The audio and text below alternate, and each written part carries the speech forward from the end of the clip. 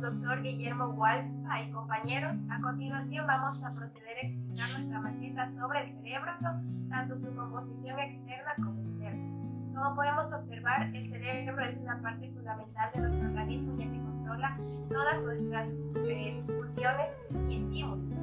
Por lo tanto, este debe estar protegido tanto por la bóveda craneal, es decir, distintos huesos, y por las estructuras de las meninges que vamos a proceder a explicar. Entonces, podemos observar que las meninges constituyen una membrana que se está envolviendo a todo el encéfalo, actuando como una especie de capa externa, la cual queda justo por debajo de los huesos del cráneo. Por lo tanto, esta se va a encargar de protegerlos, es decir, de proteger que las diversas estructuras corran el riesgo de ser afectados por algún tipo de golpe. Entonces, vamos a encontrar tres membranas. Estas tres membranas van a proteger también de manera interna el sistema nervioso. En primer lugar, la más externa y por lo tanto la más dura es la dura madre. Como podemos observar, está cerca del exterior, se encuentra pegada en parte al cráneo y esta membrana va a proteger al cerebro y va a ejercer un soporte estructural al conjunto del sistema nervioso y asimismo va a dividir a la cavidad craneana en diferentes celdas. En esta dura madre también vamos a encontrar la mayor parte de vasos sanguíneos y de la misma manera, justo por debajo de esta, a continuación vamos a proceder a realizar un corte sagital para poder observar la siguiente estructura, es decir, la siguiente meninge. Podemos observar que hay una segunda capa internamente que es la aracnoide. Esta está situada en la zona intermedia entre la dura madre y la pía madre. Es una meninge que recibe su nombre debido a su semejanza morfológica con la tela de una araña. Además, se trata de la más delicada de las tres meninges y además no es vascularizada, es decir, no van a pasar vasos sanguíneos y además se encuentra pegada a la dura madre. Por otra parte, vamos a encontrar aún más internamente a la pía madre. Esta es más flexible y en mayor contacto con las estructuras propias del sistema nervioso. Esta capa se pueden encontrar numerosos vasos sanguíneos que van a irrigar las estructuras. Asimismo, es una membrana de capa fina que permanece enganchada y esta se va a infiltrar en cada una de las fisuras y circunvoluciones cerebrales que vamos a proceder a explicar más adelante. Una vez retiradas las meninges, procedemos a observar que a partir del telencéfalo, una estructura externa, se van a originar los hemisferios cerebrales, los cuales ocupan la mayor parte del encéfalo. Estos de aquí están separados uno de otro por un surco longitudinal que se denomina surco longitudinal cerebral, que en un horario de 12 a 6 podemos observarlo en la línea media y va a estar separando a cada uno de estos hemisferios en un hemisferio derecho y un hemisferio izquierdo. El hemisferio derecho se va a encargar de controlar el lado izquierdo del cerebro. Este es no verbal, es decir, es intuitivo, imaginativo, además es el responsable de procesar los elementos emocionales, imágenes, el sabor y las habilidades espaciales, visuales, artísticas y musicales. En tanto que el hemisferio izquierdo va a controlar el lado derecho del cuerpo, es el lado lógico, científico, verbal y estratégico. Además, es el encargado de controlar la memoria a largo plazo, la memoria verbal, la atención focalizada y los aspectos relacionados con el lenguaje. Estos hemisferios, en la zona más profunda, si nosotros realizamos un corte sagital, vamos a encontrar al cuerpo calloso, que es una estructura que está ubicada en la parte más interna, sin embargo es muy importante ya que se encuentra conectando a los hemisferios a través de la línea media.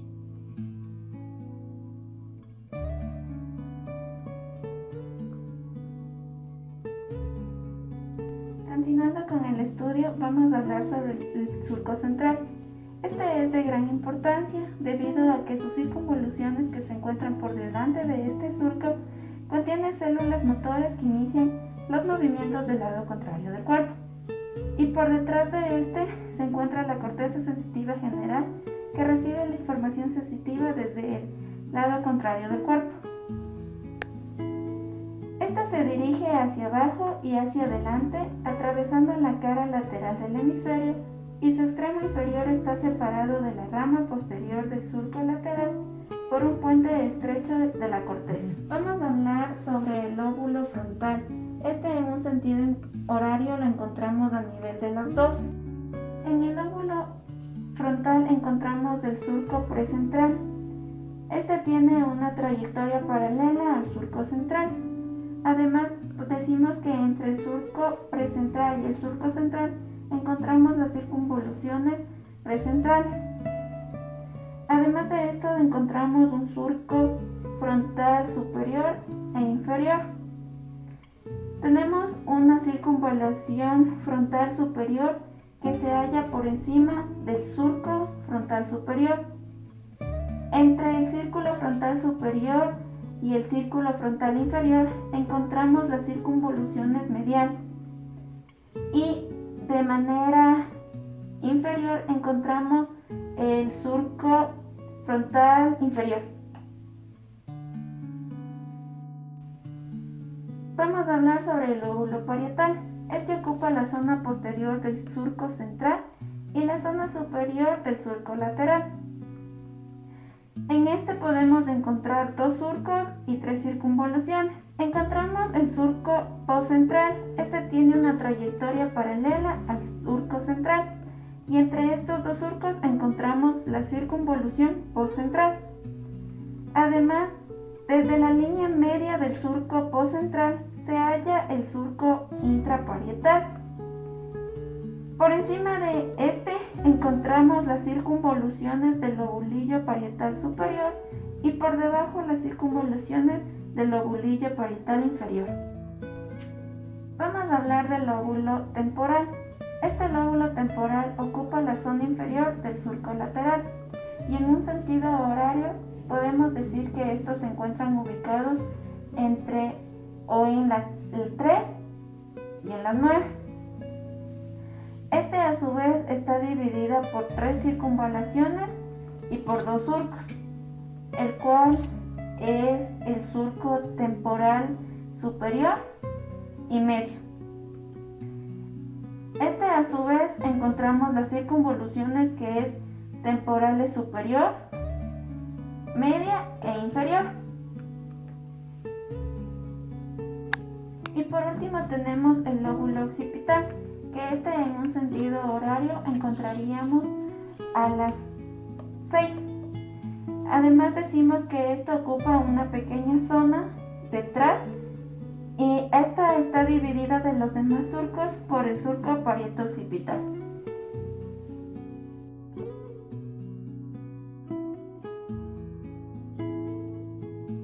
Vamos a continuar hablando sobre el diencéfalo, que consta del tercer ventrículo y las estructuras que forman sus límites.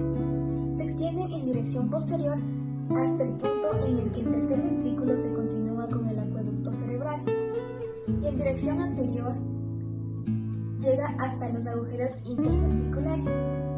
En consecuencia, el diencéfalo es una estructura de la línea media con dos mitades simétricas, del hemisferio derecho y el hemisferio izquierdo.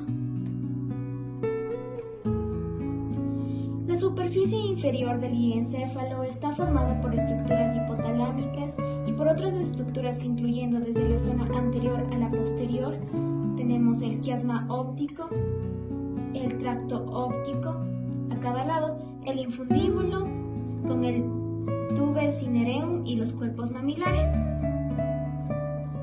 La superficie superior del diencéfalo está oculta por el fornix, que es un haz grueso de fibras que se origina en el hipocampo y se arquea hacia atrás sobre el tálamo para unirse con el cuerpo mamilar. La verdadera pared superior del diencéfalo está formada por el techo del tercer ventrículo. Desde el techo del tercer ventrículo, un par de prolongaciones vasculares, denominadas plexos coroideos del tercer ventrículo, se proyectan hacia abajo desde la línea media hasta la cavidad del tercer ventrículo.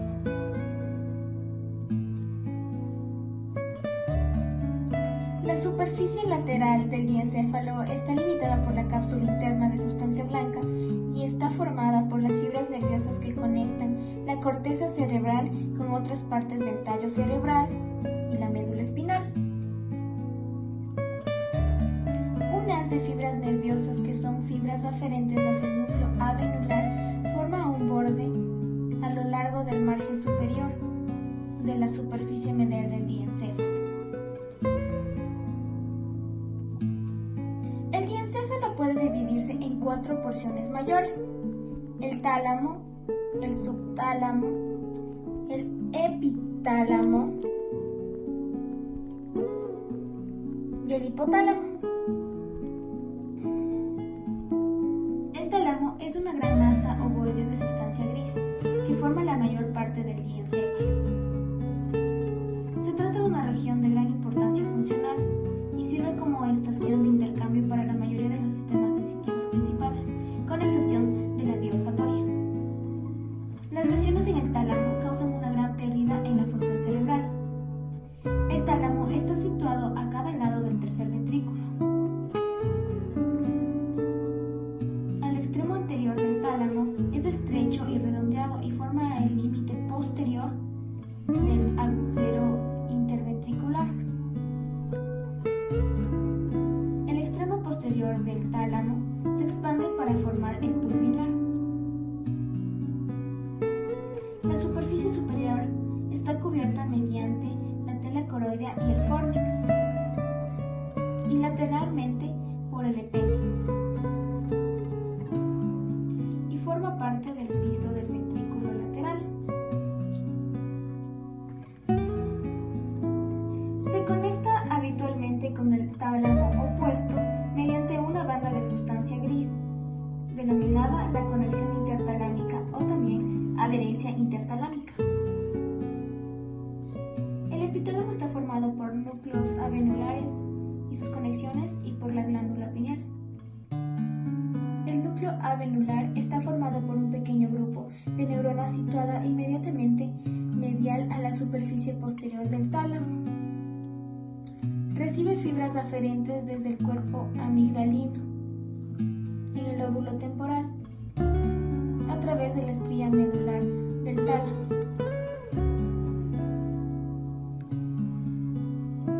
Otras fibras tienen un trayecto desde la formación del hipocampo a través del fornix.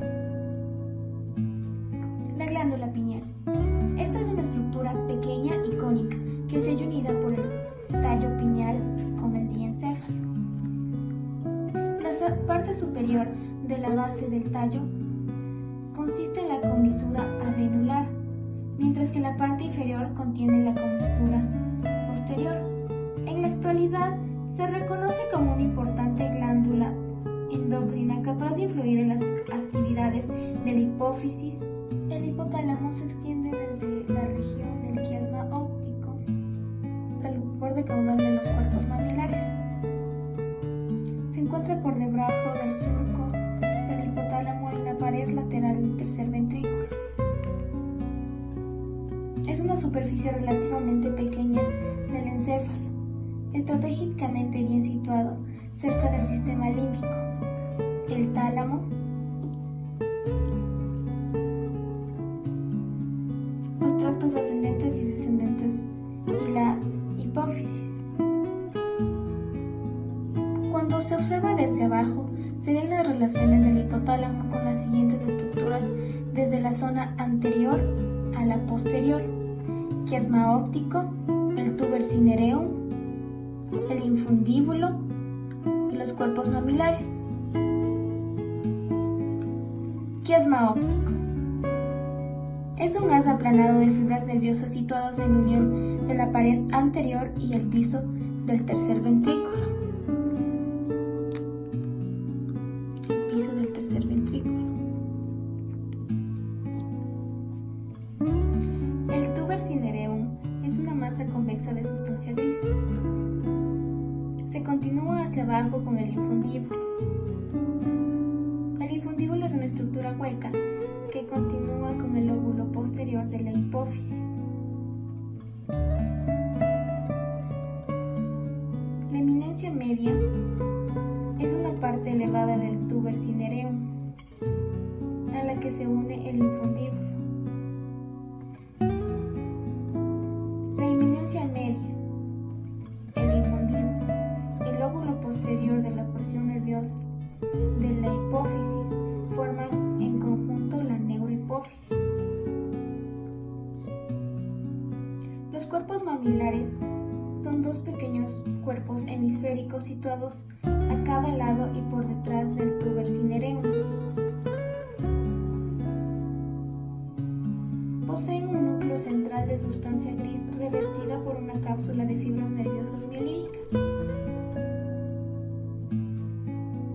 El tercer ventrículo deriva de la vesícula del prosencéfalo. Es una apertura a modo de hendidura situada entre los dos tálamos. Por delante se comunica con los ventrículos laterales a través de los agujeros interventriculares o agujeros de Monroe. Por detrás, con el cuarto ventrículo a través del acueducto cerebral. El tercer ventrículo tiene unas paredes anterior, posterior, lateral, superior e inferior. La pared anterior está formada por una lámina fina de sustancia gris, denominada lámina terminal, a través del cual pasa la comisura anterior, misma que conecta los lóbulos temporales derecho e izquierdo.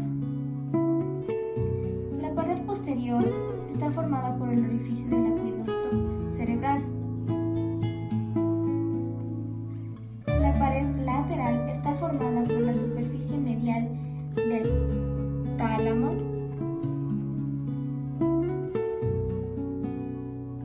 los hemisferios cerebrales están cubiertos por una capa de sustancia gris, la corteza cerebral. Situados en el interior de los hemisferios cerebrales se encuentran los ventrículos laterales, unas masas de sustancia gris, los núcleos basales y varias fibras nerviosas. Estas fibras nerviosas se hallan inmersas en la neurona y constituyen así la sustancia blanca. Ventrículos laterales. Existen dos ventrículos laterales, cada uno en su propio hemisferio, tanto derecho como izquierdo. Cada ventrículo consiste en una cavidad en forma de C, recubierta con epéndimo y llena de líquido cefalorraquídeo.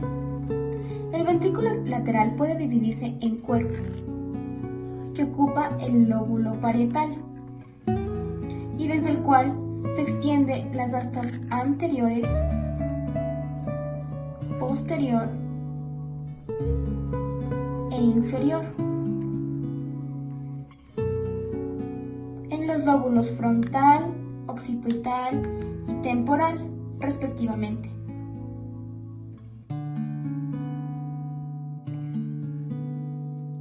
Los núcleos basales o ganglios basales son una colección de masas de sustancia gris situada en cada hemisferio cerebral, derecho e izquierdo. Son el cuerpo estriado, que está conformado por un núcleo caudado y un núcleo lenticular. El núcleo lenticular, a su vez, está formado por el globo pálido lateral y medial. Y el putamen. El cuerpo amigdalino y el claustro, que es una fina lámina de sustancia gris que está separada de la superficie lateral y el núcleo lenticular por la cápsula externa. El cuerpo calloso es la mayor comisura del encéfalo y conecta los dos hemisferios cerebrales, tanto derecho como el izquierdo. Se encuentra en el fondo del surco longitudinal. Con fines descriptivos, se divide en el pico, la rodilla, el cuerpo y el esclero. A continuación, vamos a proceder a explicar sobre el polígono de Willis. Como podemos observar, se denomina polígono de Willis a una estructura de forma hexagonal que se encuentra presente en el cerebro en su parte inferior. Dicha estructura está formada por la unión de arterias que irrigan al cerebro y tienen un importante papel en el aporte de oxígeno y nutrientes al mismo. Se considera como una anastomosis o interconexión en una red de partes o elementos, es decir, en este caso arterias que, como podemos observar, están interconectadas, pero a la vez se encuentran diferenciadas entre sí. A continuación, vamos a proceder a hablar sobre las arterias que constituyen parte principal del mismo. En primer lugar, tenemos a la arteria carótida interna. Estas arterias carótidas internas van a ascender por el cuerpo hasta la cabeza por ambos lados del cuello y van a penetrar en el cráneo. Cuando penetran en el cráneo se pasan a llamar carótidas internas. Una vez que están dentro de él, se encargan de dotar sangre a la parte anterior del cerebro y asimismo en gran parte del suministro de oxígeno y nutrientes para la mayor parte del encéfalo. Posteriormente, esta se va a dividir en arterias cerebrales anterior y media. La arteria basilar. Esta es otra de las principales arterias que van a encontrarse irrigando al cerebro y van a aparecer tras la unión en el tronco cerebral de las arterias vertebrales. Se interna en la base del cráneo, como podemos observar. Además, está directamente ascendiendo alrededor de las vértebras. Estas arterias y sus ramificaciones se van a encargar de aportar el flujo sanguíneo al tronco del encéfalo y a las regiones posteriores del mismo, es decir, incluyendo al lóbulo occipital y formando la mayor parte posterior del polígono de Willis. Bien, continuando con nuestra exploración del polígono de Willis, vamos a encontrar a las arterias comunicantes posteriores. Estas son dos arterias que podemos observar tanto en el lado derecho como izquierdo y que son de gran importancia debido a que permiten la comunicación entre la arteria carótida interna y la arteria cerebral posterior, de tal manera que las principales arterias cerebrales de un mismo lado del cerebro quedan conectadas entre sí por estas arterias comunicantes posteriores. Continuando con nuestro estudio, vamos a tener a la arteria comunicante anterior. Esta es una arteria pequeña que se encuentra conectando a la arteria cerebral anterior derecha y a la arteria cerebral anterior izquierda, ejerciendo un puente además entre ambos hemisferios cerebrales. Como habíamos mencionado anteriormente en nuestro estudio, que el cerebro se estaba dividiendo en un hemisferio derecho e izquierdo. Continuando, tenemos a la arteria cerebral anterior. Esta va a partir de la bifurcación de la arteria carótida interna y va a formar parte del círculo o polígono de Willis de manera directa. Sus ramificaciones, como podemos observar en la parte anterior, van a irrigar las áreas sensoriomotoras y el órbito frontal, entre otras áreas de interés. La arteria cerebral media. Esta es la ramificación de mayor tamaño de la carótida interna y además es la más vulnerable de las abducciones. Su aporte sanguíneo tiende a ir dirigido hacia el interior del cerebro. Además de esta, se la llama también la arteria de Silvio o silviana, ya que esta va a recorrer a la altura de la cisura de Silvio. La arteria cerebral posterior es aquella que surge de la conexión entre la arteria basilar y la arteria comunicante posterior. Es importante para la irrigación de las zonas inferiores y profundas de los lóbulos temporal y occipital, ya que su acción permite aspectos relacionados con la visión. Ahora tenemos a las arterias cerebelosas. Estas se van a encargar de contribuir la irrigación al cerebelo, además de otras estructuras propias del tronco del encéfalo. Y vamos a encontrar las siguientes ramificaciones: las arterias cerebelosa superior, arteria cerebelosa anteroinferior y arteria cerebelosa posterior-inferior. La arteria espinal es la que va a aportar sangre a la médula espinal y resulta de gran importancia para el sistema nervioso autónomo y asimismo la transmisión de la información desde el cerebro hasta los distintos órganos. Podemos observar que esta arteria se encuentra en la parte